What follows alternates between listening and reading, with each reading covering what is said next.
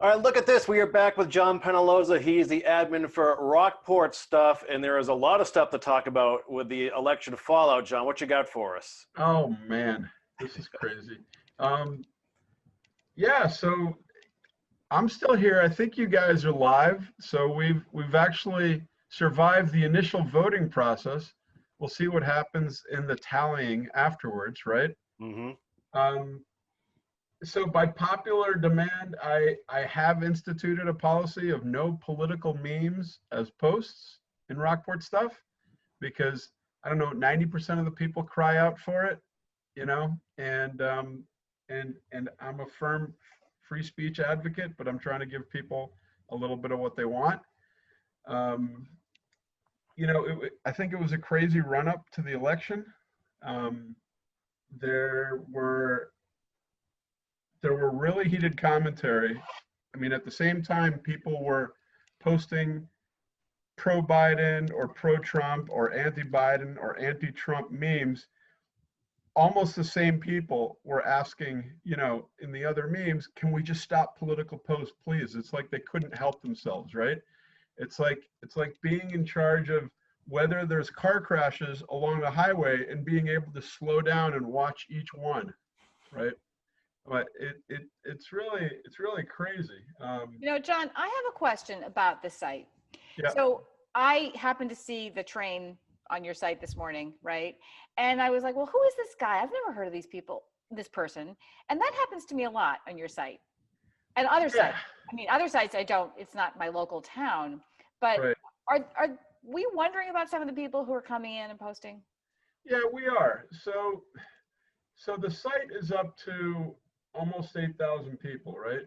Um, or more. I can't remember exactly how many members we're at right now. And there are 8,000. 6,000 registered voters in Rockport. Oh my God, there's 8,473 members, right, and 6,000 registered voters. Now, so a recent contingent of new members has been like teenagers that are new to Facebook, right? So supposedly Facebook allows their guideline is that anybody under the age of 14 shouldn't have a Facebook account, but that still leaves a lot of people that may not be voters yet, right? But on the other hand, Rockport Stuff has always been for Rockport residents or anybody with ties to Rockport, right? That's how I phrase it. So there's a lot of ex-residents, there's a lot of summer visitors, there's a lot of people that know about Rockport or love Rockport or whatever, or have found us and want to take part in talking about Rockport. And they're allowed in, right? And realistically, I have very few tools at my disposal to determine if somebody is actually a Rockport resident, one, or is being truthful about ties to Rockport, right? Um, and one of the mechanisms for adding new members is that a current member can invite them. And it's this last thing that I'm most suspicious about and hesitant about, right? They're stacking the group, John.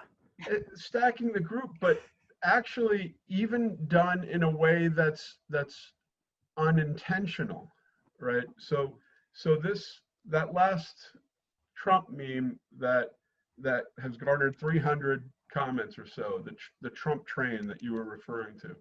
So that's from a brand new member who just came in.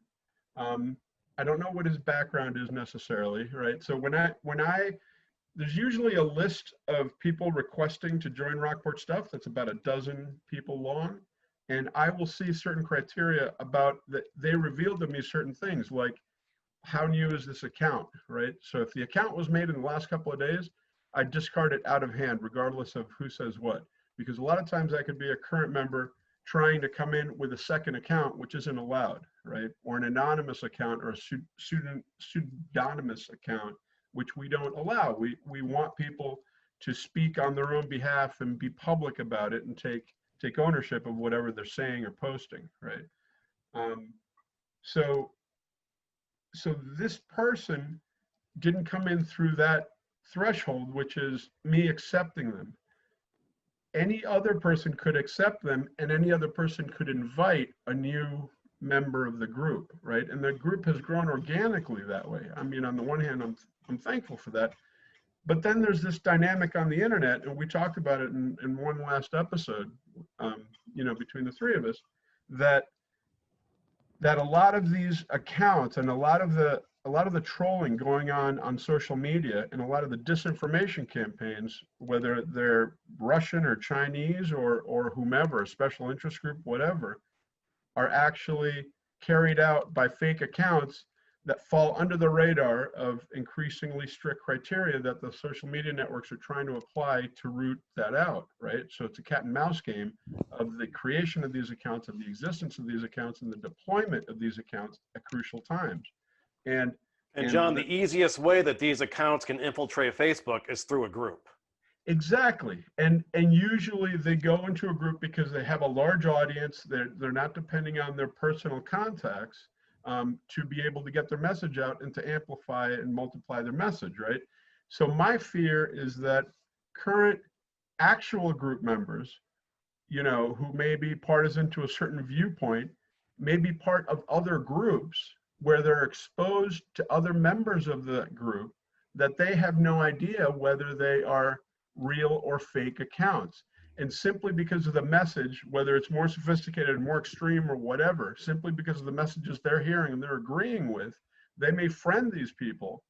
So, I mean, it's very probable that Justin Levy is an actual person or an actual kid or whatever who's pushing some kind of thing. But on the other hand, it could be a fake front for somebody handling 20 accounts like this and pretending to be a high school kid, right? Right. And those 20 accounts get friended by hundreds of people in these other groups where they spread a message, and then they have access like a worm, like a virus, into a moderated community forum like Rockport Stuff that I do my best to cover, right? To moderate and to police and to make real. And there are all kinds of measures that big tech has been doing leading up to the election. Like, for example, Facebook has blocked all political ads Right. temporarily. Instagram has shut down searchable hashtags temporarily as well. Yep. And then we've heard a million stories about Twitter's blocked this account, Facebook's blocked this new account, Yeah. they blocked this thread, they blocked that thread. So there's a lot of action going out there, a lot of pinballing. Yeah, it's like every tweet in the last week that Donald Trump has put out has been tagged by Facebook as BS. You know, this isn't true. This contains suspect information and it's underlying our elections, and all this stuff is not true. And here's a link to actual voting information. You know, that kind of thing. So when it's so propagated, when it's so polarizing from the top, you know, it's difficult to catch up to it and try to contain it in any other forum. But then on the other hand, the most important thing for me, I think, is that when you do have some moderated discourse, but you're allowing people to voice their opinion, in some way, I don't really care that much that Justin Levy may be a fictional person. What I care about is that his argument, or those who agree with his argument, have a chance to dish it out with those who don't agree with it, right?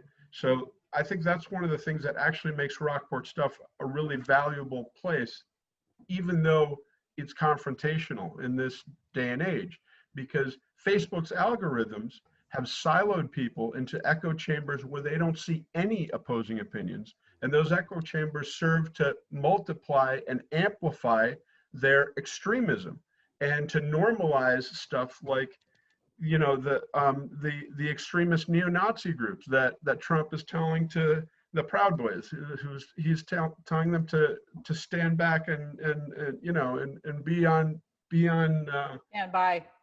yeah, on standby, right, for whatever he's going to ask. So the fact that you can't see people in your own community having a different opinion or be able to interact with them with their algorithms by the default, I think they're complicit in that because it helps their revenue model, and it, you know, and they know that deep down, right?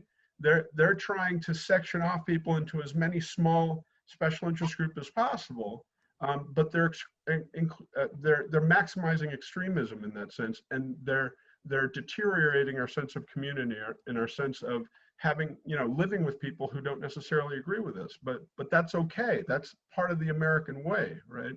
Right. Well said. Well, we will look forward to more healthy conversations on Rockport stuff. Yeah, exactly. Yeah, keep your head screwed on straight, John. We'll catch up with you soon. Yeah. Cool. Thank you. All right. Thank you. All right. Bye-bye.